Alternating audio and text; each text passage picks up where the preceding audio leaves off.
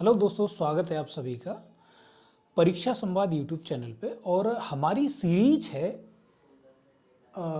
लेकर के इस चीज़ को कि भाई ये जो हमारा पूरा सेक्शन है यहाँ पे एनवायरनमेंट और इकोलॉजी का, उसको हमको यहाँ पे कवर करना है। अब इकोलॉजी और एनवायरनमेंट वाले सेक्शन में हमने क्या किया हुआ है, तो हमने टोटल यहाँ पे 9 वीडियो ऑलरेडी हम कवर कर चुके हैं। और देखिए यहाँ पे हम करके क्या ला रहे हैं, क्योंकि ये थोड़ा सा ज़्यादा इंपॉर्टेंट सेक्शन है यूपीएससी का। और इम्पॉर्टेंट सेक्शन होने की वजह से अभी जैसे हम बात करें तो इसमें से 16 से लेकर के आपको 17 क्वेश्चन आपको यहाँ से देखने को मिल जाएंगे, और जिसमें से 10 से लेकर के 12 क्वेश्चन आपके करंट बेस्ड होते हैं। अब सोचिए इतना इंपॉर्टेंट मतलब सेक्शन है, तो एक तो हम इसको थोड़ा सा डिटेल में कवर करके चल, डिटेल मतलब ज़्यादा न्यूज़ को हम यहाँ पे कवर कर रहे हैं, बहुत सारी वैरायटी कवर करके चल रहे हैं। दूसरी बात हम यहाँ पे क्या कर रहे हैं कि हमने यहाँ पे जनवरी 2024 से कवर किया है। नॉर्मली आप देखेंगे कि मई में पेपर है, तो मई में पेपर है तो लोग क्या कर रहे हैं, जून से कवर कर रहे हैं। हम इसको क्या कवर कर रहे हैं और 5 महीने पहले से कवर करके ला रहे हैं।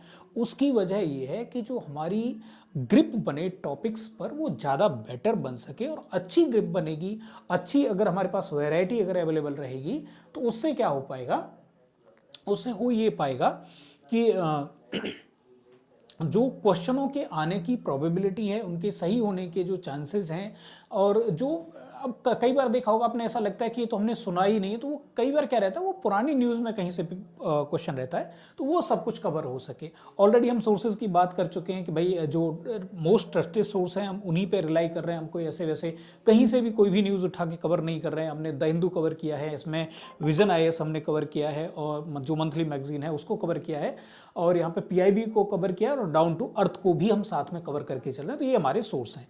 अभी अगर हम बात करें तो टोटल हमारी 9 क्लास हो चुकी है। तो ये है क्लास 10, और इसमें हम कवर कर रहे हैं जो मई 2024 का सेकंड पार्ट, वो हम यहाँ पे कवर कर रहे हैं।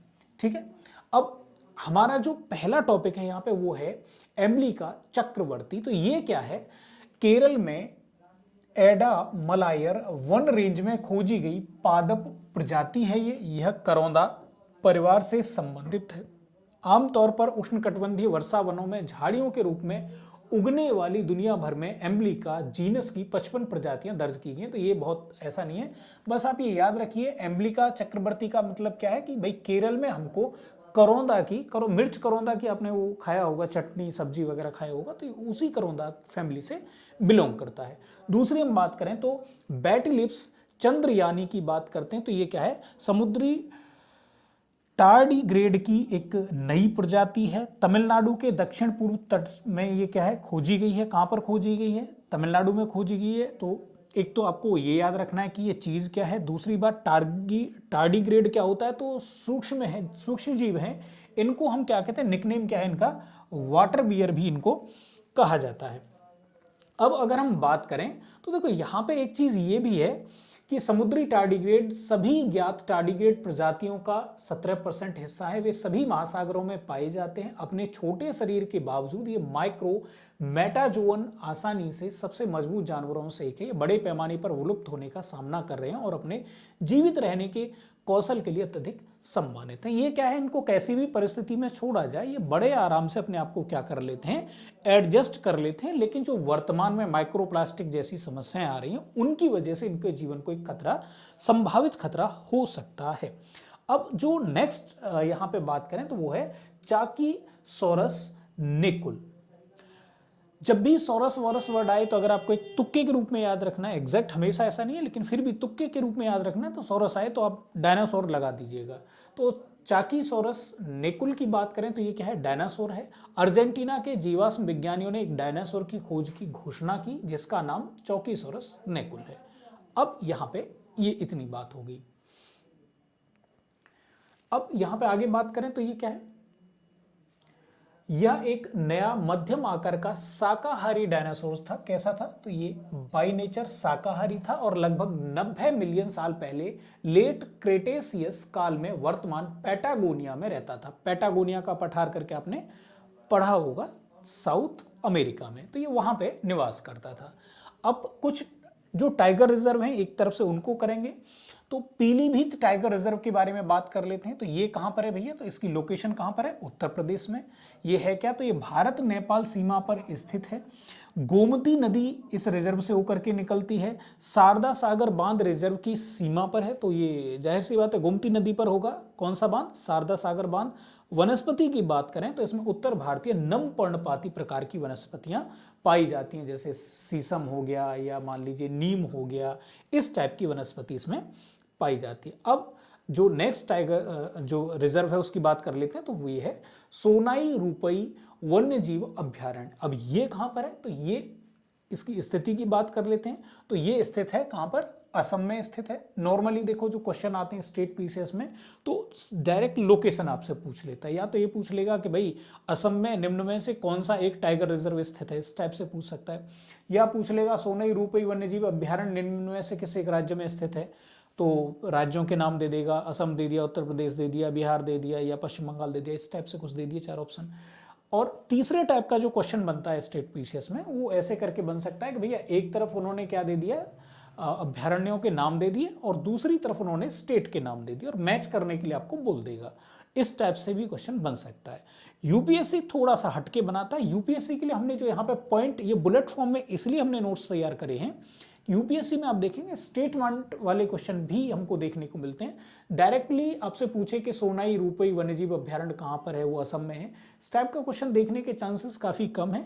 तो नॉर्मली पूछेंगे तो एक स्टेटमेंट बना देंगे ये असम में स्थित है, फिर कोई एक और स्टेटमेंट बना देंगे, जैसे इसकी जो स्पेसिफिकेशन है उनमें से एक और स्टेटमेंट बना, मतलब नॉर्मली इस टाइप के जो डाटा है उसमें से 2 स्टेटमेंट वाले क्वेश्चन बनने की जो पॉसिबिलिटी है वो बनती है। अब ये मैं अपनी तरफ से नहीं कह रहा हूँ भाई, ये आपको देखना पड़ेगा, 5-6 साल के यूपीएससी के पेपर उठा के देखिए आप, फिर आपको रियलाइज होगा कि हाँ किस टाइप से क्वेश्चन पूछता है, तो हमको तैयारी भी किस हिसाब से करनी चाहिए। यह महान हिमालय पर्वतमाला की तलहटी में स्थित है। अभ्यारण्य में गर्म और आर्द्र ग्रीष्मकाल के साथ उपोष्ण कटिबंधीय प्रकार की जलवायु का अनुभव होता है, मतलब यहाँ पे उस तरह की जलवायु भी हमको देखने को मिलती है। भारी गर्मियों की बारिश अक्सर बाढ़ और नदी के उफान का कारण बनती है। गर्मियों में या बारिश के महीने में खूब सारी यहाँ पे बरसात होती है, तो असम का तो ज्यादातर इलाका क्या होता है, बाढ़ग्रस्त हो जाता है। इसमें ज्यादातर सदाबहार जंगल शामिल हैं। अब देखिए ज्यादा बरसात होती है तो जंगल कैसे है, यहाँ पे सदाबहार है। हालांकि इस क्षेत्र में घास के मैदान भी आम है सामान्य तौर से, वो भी देखने को मिल जाएंगे। बुर हेदे हिंग नदी अभ्यारण्य के माध्यम से अपना मार्ग बनाती है, बीच से होकर के, मध्य से होकर के अपना मार्ग बनाती है। कौन सी नदी है, तो बुर हेदे हिंग नदी। अरुणाचल प्रदेश राज्य से बहने वाली नामचांग नदी इस क्षेत्र में प्रवेश करती है। और तो 2 नदियों के आपको विशेष रूप से नाम, बीच से होकर ये गुजरती है और साइड से होकर वो गुजरती है, और पुइदिंग नदी में मिल जाती है। अब हम बात करें एक झील के बारे में बात करते हैं, तो संगलाफू झील है, ये हमारा टॉपिक है नया, इस पे बात कर लेते हैं। सिक्किम के युमेसम डोंग, ये कहां पर है, लांचुंग के पास 0 पॉइंट में 5080 मीटर की ऊंचाई पर स्थित है ये झील। सांगलाफू चो का मतलब झील ही होता है, जिसे ग्रेट लेक के नाम से भी जाना जाता है। एक पूजनीय झील है जिसका धार्मिक महत्व भी बहुत ज्यादा है। इसके अलावा अब हम बात करें हाल फिलहाल में क्या हुआ है, तो सांगलाफू झील को इतिहास में पहली बार जनता के लिए खोला गया था। ठीक, अब बात कर लेते हैं कंवर झील के बारे में। कंवर झील कहां पर है, तो ये बिहार में है। इसकी लोकेशन की हमने बात करी। यह एशिया की सबसे बड़ी मीठे पानी की कौन सी ऑक्सबो झील है। जैसे मियंडरिंग करती है ना नदियां, इस तरीके से ऐसे घूमती रहती हैं, फिर धीरे धीरे ये क्या हो जाती है, फिर वो सीधा रास्ता अपना लेती हैं। तो इस तरीके से जैसे गाय का बैल का खुर होता है, इस तरह से ये जैसे यहाँ से नदी बह रही होगी, अब फिर वो काटते काटते डायरेक्ट बहने लगी, तो अब यहाँ पे पानी भरा रह जाएगा। तो इस टाइप का जो स्ट्रक्चर बनता है उसको हम कहते हैं ऑक्सबो लेक या गोखुर झील कहते हैं। तो ये सबसे बड़ी गोखुर झील है, कहाँ की, एशिया की, और ये स्थित कहाँ पर है, बिहार में स्थित है ये। अब हम बात करें तो यह गंडक, बिया और करेह नदियों के संगम से पानी इसको मिलता है। ये एक इंफॉर्मेशन और हो गई। मेन नदी कौन सी है, गंडक है, बाकी बिया और करेह नदी भी इसमें शामिल है। यह रामसर कन्वेंशन के तहत अंतर्राष्ट्रीय महत्व के राज्य में पहली वेटलैंड है। तो रामसर कन्वेंशन के तहत बिहार की सबसे पहली जो वेटलैंड है वो कौन सी है, कंवर झील है। हाल की रिपोर्टों के अनुसार कंवर झील की स्थिति खराब हो रही है और सूखने वाला क्षेत्र बढ़ रहा है, मतलब धीरे धीरे अभी इसमें क्या हो रहा है, सूखा बढ़ता चला जा रहा है। आने वाले टाइम पे अगर ये इसी हिसाब से होता रहा तो कुछ समय में ये झील पूरी तरह से क्या हो जाएगी, विलुप्त हो जाएगी, खत्म हो जाएगी। ये देखो, एक तो ये भी है कि मानव के इंटरफेरेंस की वजह से भी, अगर कारण की अगर आप बात करें तो मानवीय इंटरफेरेंस की वजह से भी ऐसा हो सकता है। दूसरी बात यह है कि ऑक्सबो लेक परमानेंट नहीं होती हैं, ये क्या होती हैं, बनती रहती हैं, बिगड़ती रहती हैं, बनती रहती हैं, बिगड़ती रहती हैं। अब फिर कहेंगे जब ये बनती रहती है, नॉर्मल ये प्रक्रिया है, तो फिर भाई ये सबसे बड़ी झील है, इसलिए इस पर फोकस किया जा रहा है कि इतना बड़ा अगर झील बना था तो वो अगर खत्म हो रहा है तो ऑब्वियस सी बात है, उस पर फोकस करना बनता है। आगे हम एक नदी लेते हैं, माही नदी, ये हमारा टॉपिक है। माही नदी की बात करें तो ये पश्चिम की ओर बहने वाली अंतरराज्यीय नदी है भाई।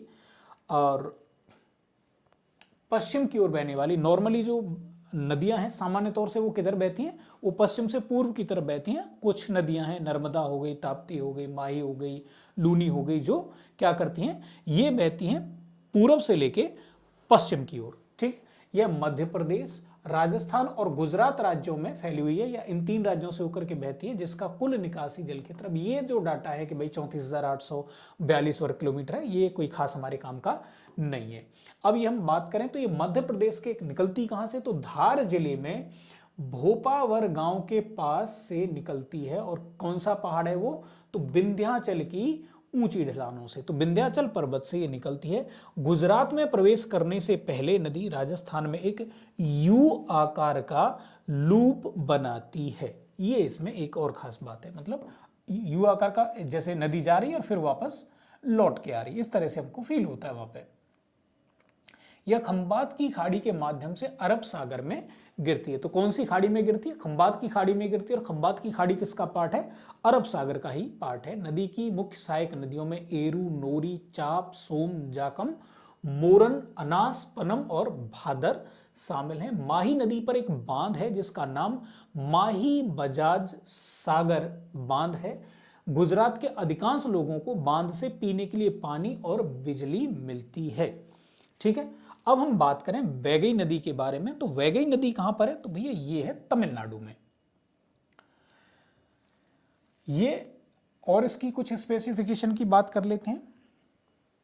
तो यह पश्चिमी घाट की वरुष नद पहाड़ियों से निकलती है। तो हमने एक तो बात करी लोकेशन की, फिर ये निकलती कहां से, इसकी उत्पत्ति कहां से है वो बात करी। यह दक्षिणी तमिलनाडु में स्थित प्राचीन और समृद्ध पांड्य साम्राज्य की राजधानी मदुरई के प्रसिद्ध शहर की प्रमुख नदी है। तो मदुरई किस नदी के किनारे पर बसा हुआ है, तो वगई नदी के किनारे बसा हुआ है। इसकी मुख्य सहायक नदियों में सरुलियारू, मुल्लैयारू, वरगनधी, मंजालारू, कोट्टागुडी, कृधुमाल और उप्पारू हैं। तमिल नाम है तो आपको इस तरह से याद करने हैं। ये अंततः पंबन ब्रिज के पास पाक जल डमरू मध्य में गिरती है। और कौन सा है, रामनाथपुरम जिले में। अब ये इतना जरूरी नहीं है, तो आपको बस ये याद रखना चाहिए। पंबन ब्रिज कहां पर है, जिसको हम क्या कहते हैं, एडम्स ब्रिज कहते हैं, तो वहां पर ये उसके पास में जाकर के पाक जलडमरू मध्य कहां पर है, तो जैसे हमारा ये भारत है और ये यहाँ पे क्या है, श्रीलंका वाला पोर्शन है, तो ये यहाँ पे आके गिर रही है ये नदी। ठीक है, हिंडन नदी की बात कर लेते हैं। हिंडन नदी क्या है, अब ये सबसे ज्यादा पॉल्यूटेड नदी है, तो भाई इसके बारे में भी हमको देखना पड़ेगा। यह यमुना की सहायक नदी है, जिसके कुछ हिस्से देश में सबसे प्रदूषित हैं। हिंडन ऊपरी शिवालिक या निचले हिमालय से निकलती है। शिवालिक जो हमारा हिमालय है उसके तीन पार्ट हैं, उच्च हिमालय, मध्य हिमालय और निम्न हिमालय। निम्न हिमालय को हम क्या कहते हैं, शिवालिक कहते हैं। यह पूरी तरह से वर्षा आधारित नदी है, बरसात होती है तो इसमें पानी आता है, अदरवाइज नॉर्मली ये सूख जाती है। काली नदी और कृष्णा नदी हिंडन की मुख्य सहायक नदियां हैं। दो नदियों को भी आप याद रखिए, काली और कृष्णा, दो सहायक नदियां हैं इसकी। अब स्पीति घाटी की बात कर लेते हैं। यह हिमाचल प्रदेश के, इसका जो डाटा है उसकी थोड़ी सी बात करेंगे। तो यह हिमाचल प्रदेश के उत्तर पूर्वी भाग में स्थित एक ठंडी रेगिस्तानी पहाड़ी घाटी है। कौन सी, स्पीति घाटी कहां पर है, तो हमने लोकेशन की बात कर ली। यह बृहद हिमालय पर्वतमाला के वर्षा छाया क्षेत्र में स्थित है। वर्षा छाया क्षेत्र का मतलब होता है, जैसे मान लीजिए ये हो गया पर्वत और इधर से आ रही है मान लीजिए मानसूनी हवाएं, यहां पे ये बादल बना तो इधर तो क्या हो जाएगा, खूब बरसात हो गई। लेकिन अब यहां से हवा क्या हो जाएगी, उठ जाएगी, तो सारा पानी यहीं बरस जाएगा, इस साइड में बरसात नहीं होगी तो इस क्षेत्र को हम क्या कहते हैं, यहां पे जो इलाका ये पड़ेगा इसको हम कहेंगे वृष्टि छाया क्षेत्र या वर्षा छाया क्षेत्र। तो ये उस इलाके में पड़ता है, मतलब बीच में पहाड़ और उसके पीछे की साइड में ये पड़ती है, इसलिए यहां पे बरसात नहीं होती है। जहां बरसात नहीं होती है उसी को हम क्या कहते हैं, रेगिस्तान के नाम से जानते हैं। रेगिस्तान दो प्रकार के होते हैं, एक तो गर्म रेगिस्तान होते हैं और एक होते हैं ठंडे रेगिस्तान। जैसे हम बात करें तो गर्म रेगिस्तान में हमारे पास जो राजस्थान में है थार का मरुस्थल वो है, और क्योंकि यहाँ भी 25 सेंटीमीटर से नॉर्मली कम बरसात होती है। और दूसरी तरफ हम देखेंगे तो जो लेह लद्दाख वाला जो इलाका है या फिर स्पीति वाला इलाका है वो किस में आता है, शीत मरुस्थल में कंसिडर किया जाता है, क्योंकि टेम्परेचर यहाँ पे बहुत ज़्यादा नहीं रहता है लेकिन यहाँ पे बरसात 25 सेंटीमीटर से कम होती है, इसलिए इनको शीत मरुस्थल में कंसिडर किया जाता है। दो प्रकार के रेगिस्तान होते हैं भारत में, दोनों ही प्रकार के रेगिस्तान कहना थोड़ा सा अलग हो जाएगा, मरुस्थल कहना ज़्यादा ठीक है। ठीक है, स्थानीय लोगों के बीच स्फीति या पीती नाम से जाना जाता है, जिसका अर्थ है मध्य भूमि, जो भारत और तिब्बत के बीच की भूमि है। स्फीति का मतलब ही यही है। प्रसिद्ध ताबो मठ, ताबो मठ क्या है, दलाई लामा का पसंदीदा है, स्पीति घाटी में स्थित है। उच्चतम बिंदु क्या है यहाँ पे, कुंजुमला है, एक दर्रा है, वो यहाँ का उच्चतम बिंदु है। अरावली पर्वतमाला की बात करें तो यह दुनिया के सबसे पुराने वलित पर्वतों में से एक है। वलित पर्वत क्या होता है, दोनों तरफ से अगर मान लीजिए जोर लगाया जाए तो बीच में जो कागज टाइप का स्ट्रक्चर होगा, जैसे मान लीजिए इधर से भी प्रेस जोर लग रहा है, इधर से भी फोर्स लग रहा है, तो उस कंडीशन में क्या होगा, इस टाइप से स्ट्रक्चर बन जाएगा। ये जो स्ट्रक्चर बने हैं इन्हीं को हम क्या कहेंगे, इनको हम कहेंगे वलन, और इस प्रकार से बनी हुई ऊंची संरचनाओं को हम कहेंगे वलित पर्वत। और ये जो बीच में खड्डे बने हैं इनको हम कहते हैं घाटियां। ये घाटियां हो गई, ये पर्वतमालाएं या शिखर हो गए। अरावली से नदियां बहती हैं, अच्छा सॉरी, राज्य कौन कौन से, तो ये दिल्ली, दक्षिणी हरियाणा, राजस्थान, गुजरात, इनसे होकर के गुजरता है।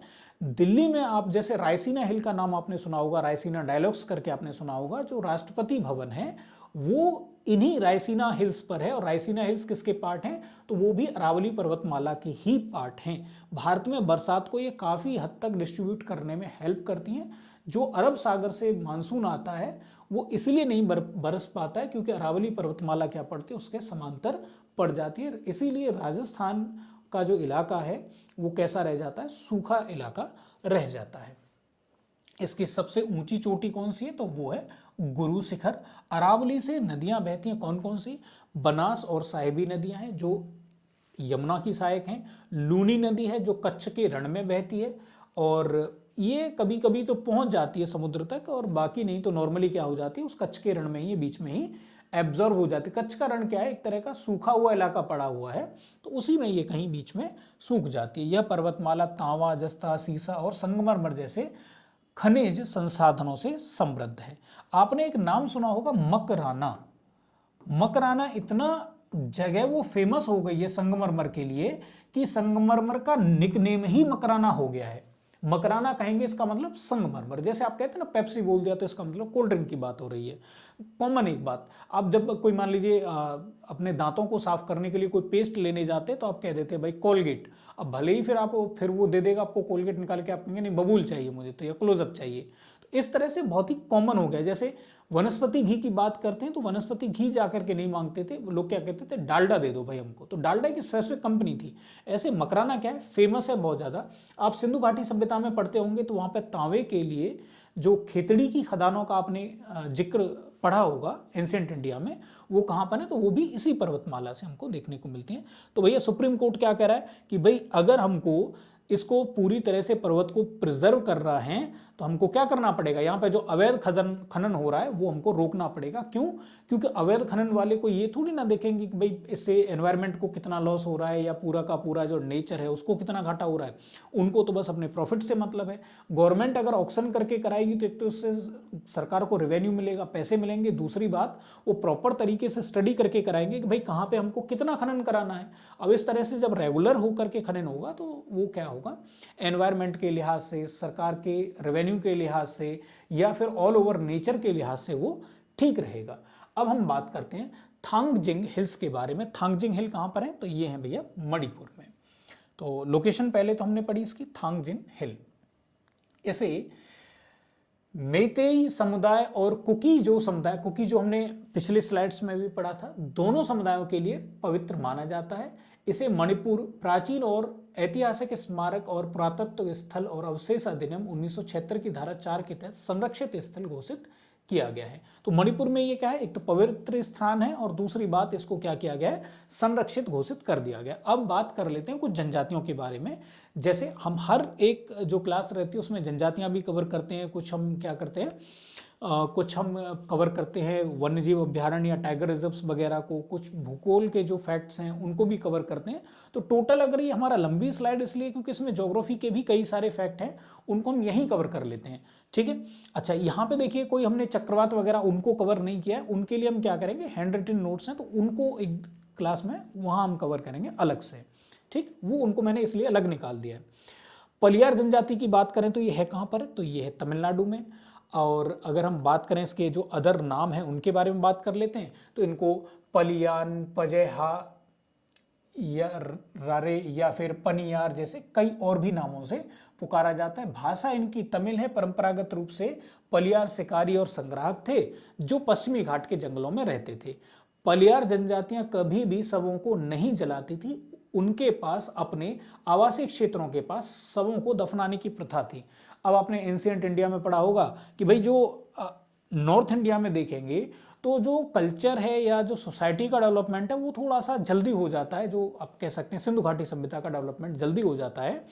लेकिन आप साउथ में जाएंगे तो लगभग अब से 2000 साल पहले, जब आप मान लीजिए मॉडर्न पीरियड के बाद तक आपको मेगालिथ करके आपने पढ़ा होगा, तो शवों को दफनाने की प्रथा होती थी। उसमें क्या करते थे, अपने आसपास ही कहीं पे जो भी अपने परिजन होते थे उनको जमीन में दफनाते थे, उनके पास उनकी पसंदीदा चीज़ों को भी रख देते थे और बहुत बड़े बड़े पत्थर उनके चारों तरफ रख देते थे कब्र वगैरह बनाने के लिए। तो ये जो प्रोसेस था इसको मेगालिथ कहा जाता है, ये भी आपने पढ़ा होगा। तो लगभग ये उसी से मिलती जुलती बात यहाँ पे हो रही है कि वही लगभग सिस्टम अब भी चल रहा है। हाँ, ये बात अलग है कि भाई अब उस तरह से दफनाया नहीं जाता है, ठीक है। अब बात करें लुसाई जनजाति के बारे में, तो लुसाई जनजाति के बारे में थोड़ा सा देख लेते हैं भाई। ये क्या है, कुकी चिन जनजाति समूह के अंतर्गत एक जनजाति है लुसाई। आमतौर पर मिजो के रूप में भी इनको जाना जाता है और नस्लीय रूप से ये कैसे हैं, तो ये मंगोलॉयड मूल के माने जाते हैं। मतलब जो लोग तिब्बत से हैं, चीन से हैं, जापान से हैं, या फिर आप कह सकते हैं थाईलैंड से हैं, इंडोनेशिया से हैं, मंगोलिया से हैं, ये पूरा का पूरा रीजन जिन लोगों का उनको हम क्या कहते हैं, मंगोलॉयड मूल के व्यक्ति कहते हैं। मुख्य व्यवसाय क्या है इनका, तो झूम की खेती करना है और नारंगी की खेती है। झूम खेती का एक प्रकार है और नारंगी पौधे का एक प्रकार है। झूम का मतलब होता है जंगल को जला देंगे, फिर राख वगैरह बचेगी उसको पूरा समतल करेंगे और फिर उसमें खेती करेंगे 5-6 साल।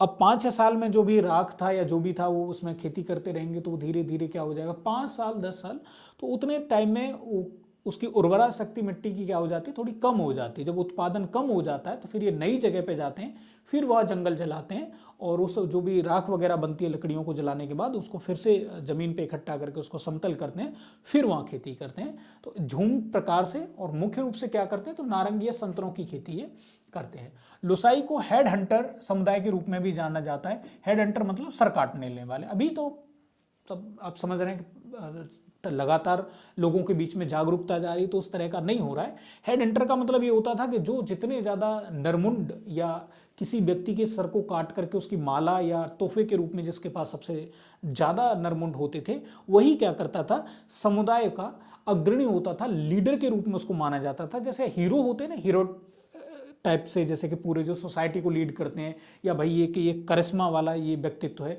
उस टाइप से। लोकप्रिय नृत्य बांस नृत्य है जिसको चेराव नृत्य भी कहा जाता है। तो बांस नृत्य या चेराव नृत्य है। और लुसाई या मिजो समाज की मूल इकाई पितृवंशीय वंश और विरासत नियमों वाला एक पितृ स्थानीय संयुक्त परिवार है। तो ये भले जनजातीय रूप है। यहाँ पे आप और भी देखेंगे तो तमाम सारी गारो वगैरह जो है, गारो हिल्स भी हैं, गारो जनजाति भी है। गारो में देखेंगे तो गारो जो है वो मातृ सत्तात्मक है, अर्थात जो संपत्ति है वो जाती है माँ से बेटी के नाम ट्रांसफर होती है और आप ऐसे मान लीजिए कि जैसे अभी आप देखेंगे जो पितृवंशीय जो परिवार हैं या फैमिलीज हैं या जो सोसाइटीज़ हैं, वहाँ पे क्या होता है, शादी के बाद का एक अगर हम सिनेरियो देखें तो शादी के बाद लड़की क्या होती है, लड़के के घर विदा होकर के आती है। और अगर हम गारोज की बात करें तो गारोज में क्या होता है कि शादी के बाद लड़का लड़की के घर विदा होकर के जाता है। आप इस तरीके से इसको समझ सकते हैं। प्रॉपर्टी पितृवंशीय जो सत्ता होगी वहाँ पे क्या होगा, पिता से पुत्र की तरफ ट्रांसफर होती है, और यहाँ पे उल्टा है इसका। ठीक है, अब आगे बात कर लेते हैं। लुसाई समाज पितृवंश से, अच्छा ठीक है, वो सेम टॉपिक यहां पर रिपीट हो गया है। कडार की बात करें तो ये कडार जनजाति है। कडार दक्षिण भारत में एक छोटा स्वदेशी आदिवासी समुदाय है। वे केरल में अब हैं कहां पर, ये तो केरल में कोचीन और तमिलनाडु में कोयम्बटूर के बीच पहाड़ी सीमा पर रहते हैं। तो केरल और तमिलनाडु का जो पहाड़ी इलाका है, सीमावर्ती इलाका, ये वहां पे हमको देखने को मिलते हैं। वनवासी लोग हैं और आजीविका के लिए वन उपज पर ये निर्भर होते हैं। कृषि का अभ्यास नहीं करते हैं, तो खेतीबाड़ी नहीं करते हैं भाई, ये पत्तियों से बने आश्रयों का निर्माण करते हैं और अपने रोजगार की आवश्यकता के अनुसार स्थान बदलते रहते हैं। तो एक तरह से खाना बदोश टाइप के हैं, जहाँ भी जाते हैं तो पत्तियों से झोपड़ी टाइप का बनाते हैं, वहाँ रहते हैं। फिर उसके बाद फिर और नीड होती है इनको, जैसे जब भी इनको जाना होता है तो उनको छोड़ करके फिर ये आगे बढ़ जाते हैं। तो प्रॉपर देखो, खेती करेंगे तो इनको एक जगह पर रहना पड़ेगा, खेती नहीं करते हैं तो इसका मतलब इनका स्थायी निवास नहीं होगा। ये लगातार घूमने वाली जनजाति होगी। वे अपने स्वयं के समूह के भोजन पर निर्वाह करने के बजाय व्यापार या मजदूरी से प्राप्त चावल खाना पसंद करते हैं। तो अब भाई खेती नहीं करते तो अपना खुद का भोजन कहाँ से होगा, तो अपना काम वाम करते रहते हैं, और या फिर जो जंगलों से चीज़ें उपजें जो इकट्ठी करते हैं उसको मार्केट में बेचते हैं, जो पैसा आता है उससे सामान खरीद करके अपना गुजारा करते हैं। कडार का प्रकृति के साथ सहजीवी संबंध है। अभी जैसे बाकी हम मॉडर्न सोसाइटीज़ की बात करें तो उनका सहजीवी संबंध नहीं है। वो क्या करते हैं कि अपने फायदे के लिए प्रकृति का भरपूर दोहन करते हैं। भैया हमको यहाँ पे नई बिल्डिंग्स बनानी है तो जंगल कट जाएगा। अब ये बात अलग है कि वो एनजीटी में जाए, हाई कोर्ट में जाए, फिर सुप्रीम कोर्ट में जाए, हजार बहाने लगे उसके लिए, पर वो जंगल कटना है। इन जनजातियों का ऐसा नहीं है, जंगल ही इनकी जिंदगी है, जंगल रहेंगे तो ये हैं, तो उस तरह से ये प्रिजर्व करके रखते हैं। तो सहजीवी संबंध है। ये कडार और काडू के सह अस्तित्व में विश्वास करते हैं। कडार मतलब वो लोग है और काडू उनका जंगल हो गया। वे तमिल और कन्नड़ की द्रविड़ भाषा बोलते हैं, तो दोनों टाइप की मिक्स टाइप की बोलते हैं। रहते ये केरल के तट पर हैं, लेकिन ये मलयालम नहीं बोलते। भाषा कौन सी बोल रहे हैं, ये बोल रहे हैं कर्नाटक वाली भाषा और तमिलनाडु वाली भाषा। केरल में विशेष रूप से कमजोर जनजातीय समूह पीवी टीजीज के रूप में सूचीबद्ध हैं, लेकिन तमिलनाडु में नहीं। केरल में तो ये अति पिछड़े जनजातीय समूह के रूप में है। पीवीटीजीज 75 इसमें जाति समूह हैं, लेकिन तमिलनाडु में ये नॉर्मल जाति समूह या जनजाति या एसटी के रूप में वर्गीकृत हैं। अब हम बात कर लेते हैं पृथ्वी अवलोकन रिपोर्ट के बारे में। तो भैया ये रिपोर्ट जारी कौन करता है, तो इसको करता है WEF या वर्ल्ड इकोनॉमिक फोरम, इसको जारी करता है। यह विभिन्न क्षेत्रों में पृथ्वी अवलोकन प्रौद्योगिकियों की आर्थिक क्षमता पर गहराई से विचार करता है। पृथ्वी अवलोकन का मतलब ये हो गया कि हमने सैटेलाइट वगैरह भेजा, फिर वहां से हमको जो भी इमेजेस मिली उसके आधार पर हम कुछ निकालेंगे। अच्छा, अब हम यहाँ पे बात करें कि भाई, अच्छा कुछ ज़्यादा ही बार पहुँच गया, ठीक। ये क्या है, झाड़ियाँ, ओके।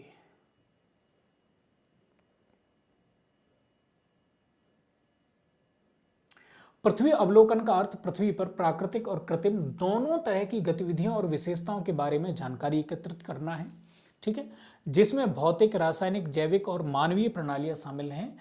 अर्थ ऑब्जर्वेशन में दूर से संवेदित डाटा शामिल होता है, मतलब जैसे उपग्रह या कोई यान वगैरह भेजा या हीलियम के गुब्बारे वगैरह भेजे जाते हैं, तो उनसे हम क्या करते हैं, ऊपर से और नीचे फोटोज वगैरह खींच करके नीचे का डाटा कलेक्ट करते हैं। कहाँ पे कितनी ज़मीन पे खेती हो रही है, कितने पर पौधे खड़े हुए हैं, ग्रीनरी कितनी है, पानी कहाँ पे कितना भरा हुआ है, ह्यूमन सेटलमेंट कैसा है, वो सारा डाटा कलेक्ट करते हैं। और उसके बाद फिर क्या करते हैं, और इन सीटू डेटा जीपीएस सक्षम उपकरणों, इंटरनेट ऑफ थिंग्स, सेंसर आदि से एकत्रित किया जाता है। और भी बहुत सारे ऐसे तरीके हो सकते हैं जिनसे हम डेटा कलेक्ट करते हैं और फिर उसके बाद एक रिजल्ट बनाते हैं। तो अब बात करते हैं, जो नेक्स्ट रिपोर्ट है वो है विश्व वन्यजीव अपराध रिपोर्ट 2024 WWCR3।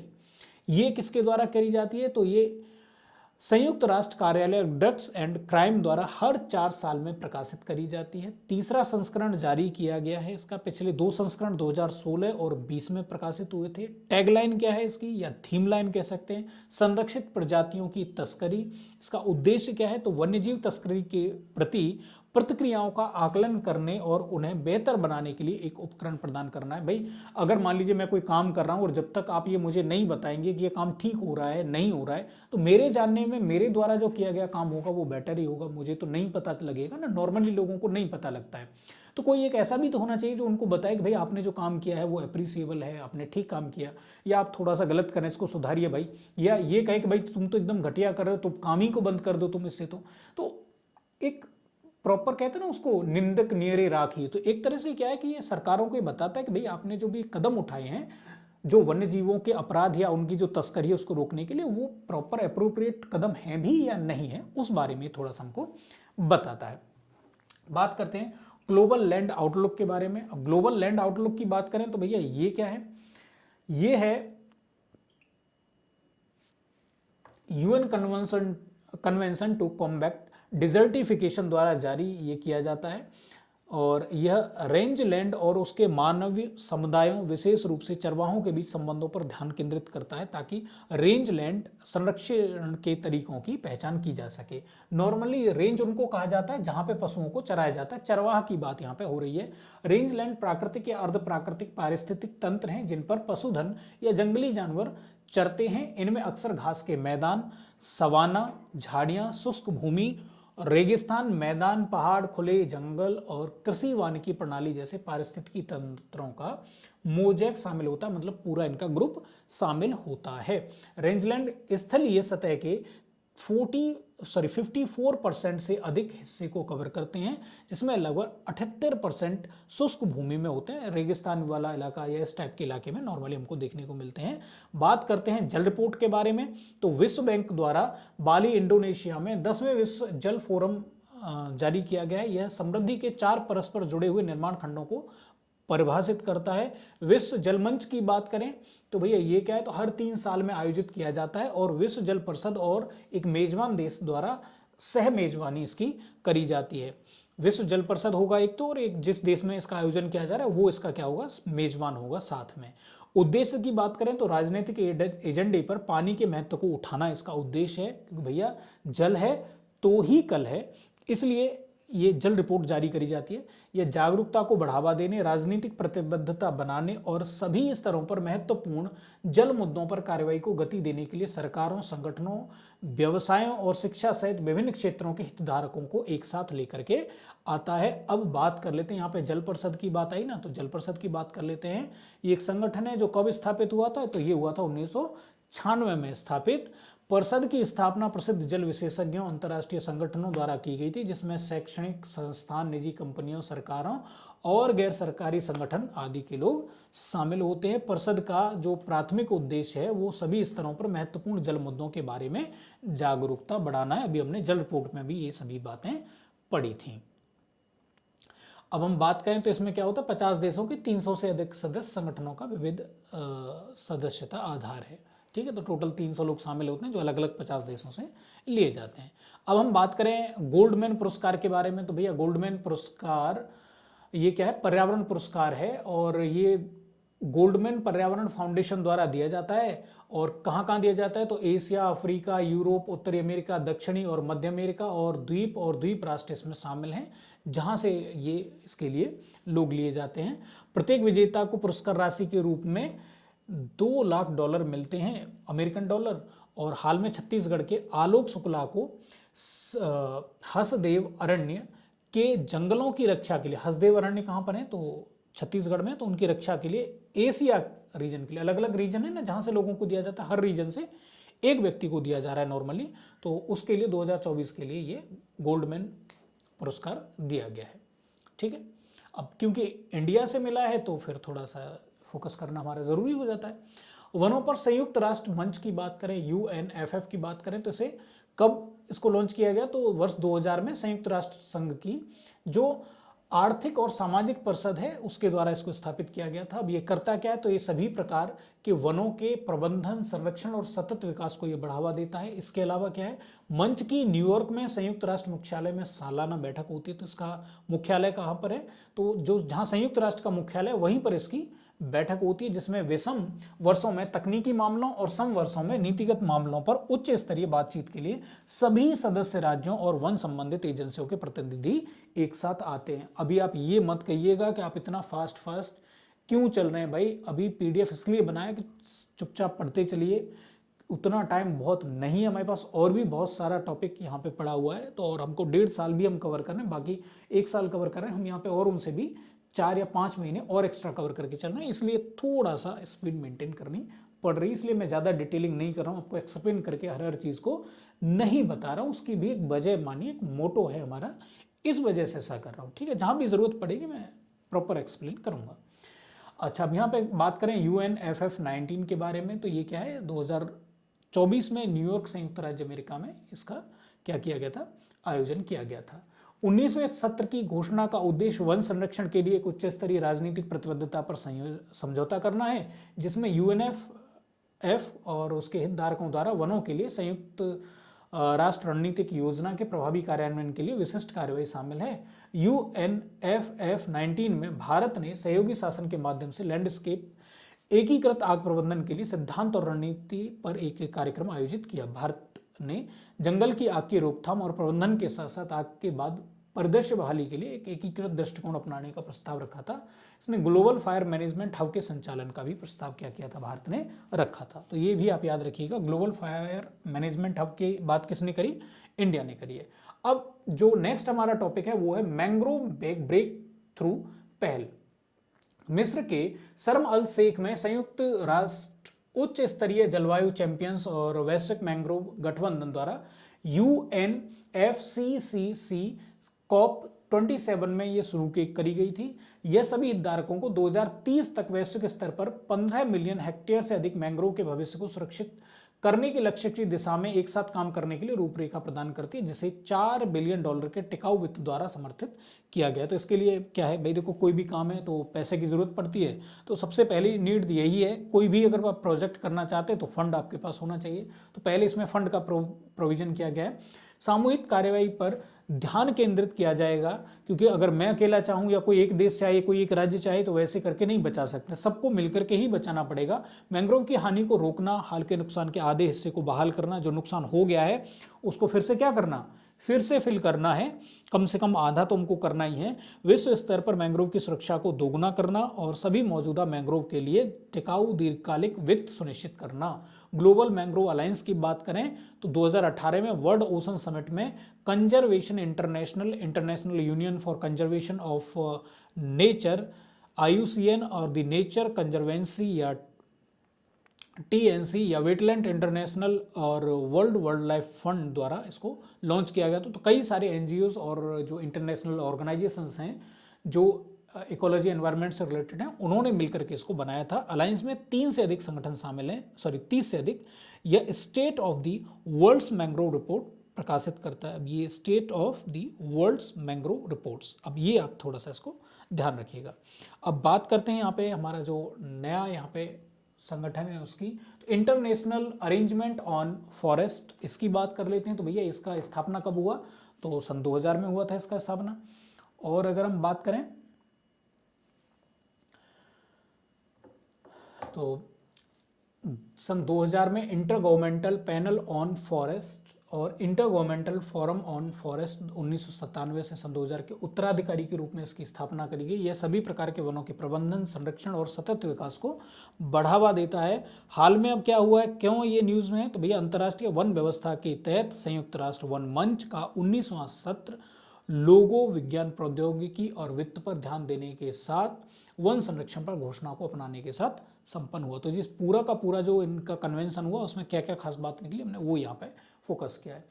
UNFF के तहत वनों के लिए संयुक्त राष्ट्र रणनीतिक योजना 2017 से 2030 की बात कर लेते हैं। तो वनों के लिए पहली संयुक्त राष्ट्र रणनीतिक योजना पर समझौता 2017 में आयोजित संयुक्त राष्ट्र वन मंच के एक विशेष सत्र में किया गया था।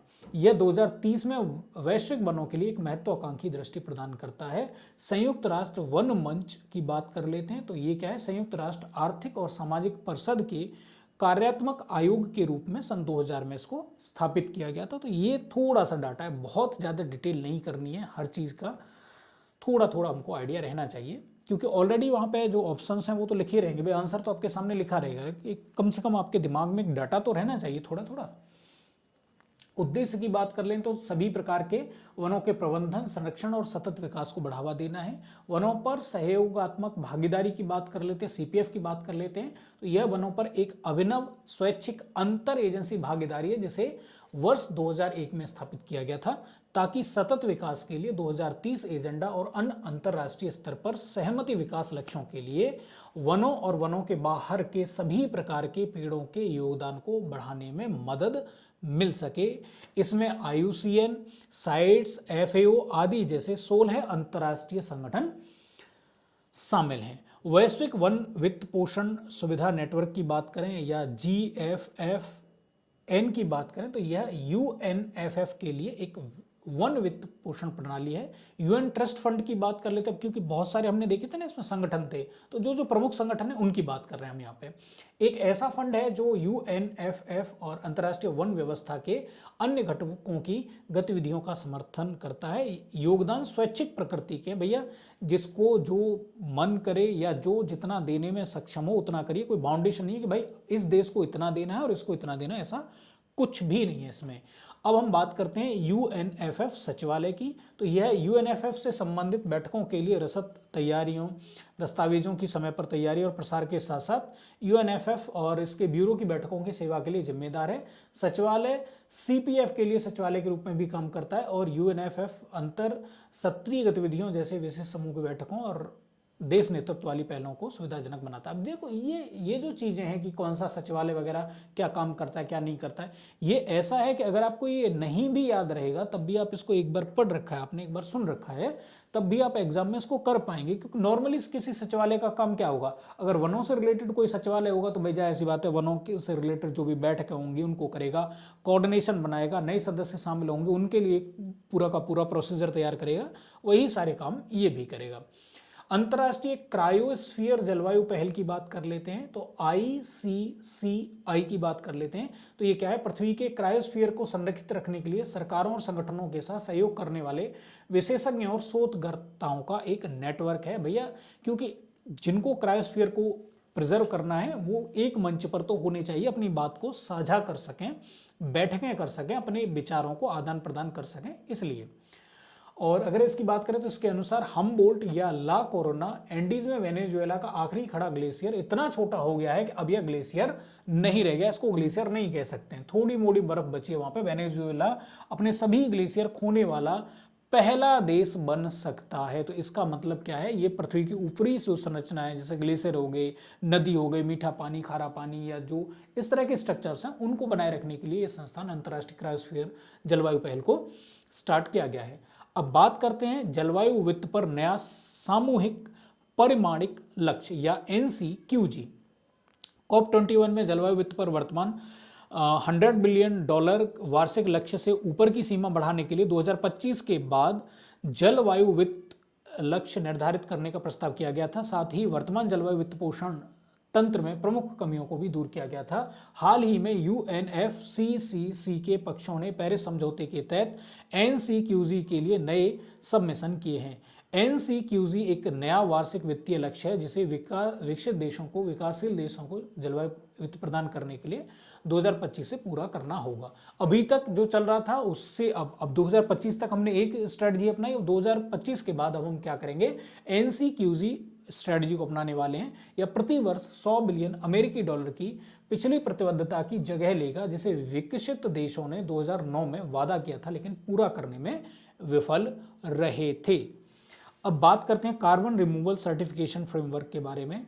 तो हाल ही में यूरोपीय संसद और यूरोपीय परिषद ने अभिनव कार्बन रिमूवल तकनीकों और कार्बन खेती को बढ़ावा देने के लिए पहला EU level carbon removal certification framework स्थापित करने के लिए एक विनियमन पर अनंतिम समझौता किया है। भैया ये इसलिए किया जा रहा है ताकि ऑर्गेनिक फार्मिंग को बढ़ावा दिया जा सके और जो केमिकल बेस्ड फार्मिंग है उसको धीरे धीरे क्या किया जा सके, रिड्यूस किया जा सके, क्योंकि केमिकल बेस्ड फार्मिंग में कार्बन डाइऑक्साइड या जो भी ग्रीन हाउस गैसेज हैं उनका उत्सर्जन ज़्यादा होता है। ऑर्गेनिक फार्मिंग में ये थोड़ा सा कम हो जाता है। तो ईयू का ये उद्देश्य है कि धीरे धीरे हम क्या करें कि जितने भी कार्बन एमिशन हैं या जो ग्रीन हाउस एमिशन है उनको धीरे धीरे कंट्रोल में लाया जा सके, क्योंकि दूसरा जो प्रमुख कारण है एमिशन में वो खेती ही होता है। तो खेती पे भी हमको क्या करना पड़ेगा, फोकस करना पड़ेगा, ताकि कम से कम यहाँ से कार्बन एमिशन हो पाए। ठीक है, अब यहाँ पे जो हमारा टॉपिक है उसकी लास्ट टॉपिक की बात कर लेते हैं। तो ये है DAC+S प्रौद्योगिकी। तो direct air capture and storage एक कार्बन डाइऑक्साइड रिमूवल तकनीक है जो किसी भी स्थान पर वायुमंडल से सीधे CO2 को कैप्चर करती है। CO2 को गहरे भूवैज्ञानिक संरचनाओं में स्थायी रूप से संग्रहित किया जा सकता है, जैसे चट्टान वगैरह उसमें स्टोर किया जा सकता है या विभिन्न अनुप्रयोगों के लिए उपयोग किया जा सकता है। तो ये क्या करेगा, डायरेक्ट जैसे प्लांट की लीव्स जैसे एनवायरनमेंट से डायरेक्ट CO2 को कैप्चर कर लेते हैं, वैसे ये भी करेगा। दुनिया का सबसे बड़ा जो DAC+S प्लांट मैमथ ने आइलैंड में प्रचालन शुरू कर दिया। कहाँ पे, मैमथ नाम से खोला गया है, कहाँ पे, आइसलैंड में। यह स्विस कंपनी क्लाइम वर्क्स की दूसरी वाणिज्यिक DAC+S सुविधा है जो अपने पूर्ववर्ती ओरका से काफी बड़ी है। पहली कहाँ पे थी, ओरका करके थी, नॉर्वे में। कार्बन डाइऑक्साइड निष्कासन की बात करें CDR की, तो ये मानव जनित गतिविधियों को संदर्भित करता है जो वायुमंडल से CO2 को हटाते हैं और इसे भूवैज्ञानिक स्थलीय या महासागरीय जलाशयों में स्थायी रूप से संग्रहित करते हैं। अन्य CDR प्रौद्योगिकियों में वनीकरण, भाई पौधे आप ज़्यादा लगाइए तो पौधे भी क्या करेंगे, प्रकाश संश्लेषण के लिए कार्बन डाइऑक्साइड को एब्जॉर्व करेंगे, या फिर मृदा कार्बन पृथक्करण, या फिर उन्नत अपक्षय महासागर आधारित CDR और कार्बन कैप्चर और भंडारण के साथ जैव ऊर्जा का प्रयोग करना, ये बाकी और टेक्नोलॉजीज हैं। तो आज का हमारा जो टॉपिक है इसको हम यहीं विराम देंगे। ये जो यूट्यूब चैनल है इसको ज़्यादा से ज़्यादा आप शेयर करिए ताकि एक पूरा का पूरा हमारा ग्रुप बन सके। चैनल को खुद भी आप सब्सक्राइब कर लीजिए, प्लस आप क्या करिए, कमेंट बॉक्स में लिख करके बताइए कि जो लेक्चर है ये ठीक डायरेक्शन में चल रहा है कि नहीं, आपको समझ में आ रहा है कि नहीं। अगर कहीं भी आपको थोड़ी सी भी ऐसा लगे कि भाई हमको यहाँ पे थोड़ा और एक्सप्लेनेशन की ज़रूरत है, तो हम कोशिश करेंगे कि अगले वाले वीडियो में उसको कवर कर सकें या फिर वहीं आपको कमेंट सेक्शन में रिप्लाई कर सकें। प्लस एक और काम करिएगा कि अगर आपको कुछ और भी डाटा, इन्फॉर्मेटिव डाटा इसमें लगे ऐसा कि भाई भूल बस अगर हमसे कुछ छूट गया हो या कोई गलती अगर कहीं हो गई हो, तो उसको भी सुधार करने में हमारी हेल्प करिए। इसी के साथ बहुत बहुत धन्यवाद।